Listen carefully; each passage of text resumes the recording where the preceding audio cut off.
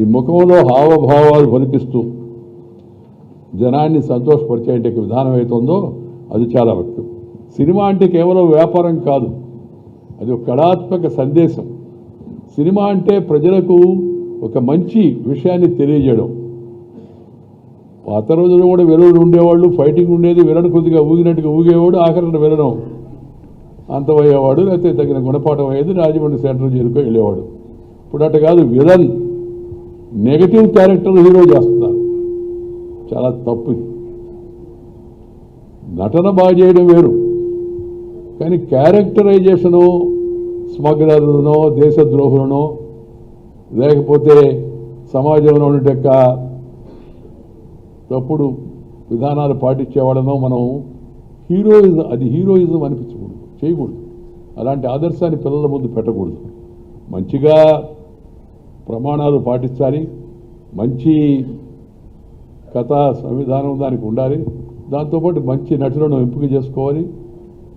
ఇప్పుడు మళ్ళీ ఇప్పుడు పిలిస్తే మనకు రామారావు గారు, నాగేశ్వరరావు గారు రారు కదా.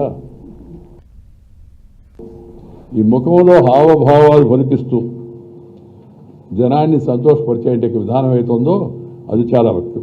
సినిమా అంటే కేవలం వ్యాపారం కాదు, అది ఒక కళాత్మక సందేశం.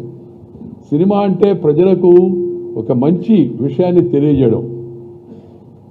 పాత రోజుల్లో కూడా విలన్లు ఉండేవాళ్ళు, ఫైటింగ్ ఉండేది, విలన్ కొద్దిగా ఊగినట్టుగా ఊగేవాడు, ఆఖరణ విలనం అంతమయ్యేవాడు, లేకపోతే తగిన గుణపాఠం అయ్యేది, రాజమండ్రి సెంట్రల్ జైలుకో వెళ్ళేవాడు.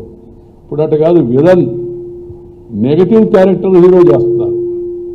చాలా తప్పు. నటన బాగా చేయడం వేరు, కానీ క్యారెక్టరైజేషను స్మగ్లర్లనో దేశద్రోహులనో లేకపోతే సమాజంలో ఉండే తప్పుడు విధానాలు పాటించేవాళ్ళనో మనం హీరోయిజం అనిపించకూడదు, చేయకూడదు. అలాంటి ఆదర్శాన్ని పిల్లల ముందు పెట్టకూడదు. మంచిగా ప్రమాణాలు పాటించాలి, మంచి కథా సంవిధానం దానికి ఉండాలి, దాంతోపాటు మంచి నటులను ఎంపిక చేసుకోవాలి. ఇప్పుడు మళ్ళీ ఇప్పుడు పిలిస్తే మనకు రామారావు గారు, నాగేశ్వరరావు గారు రారు కదా.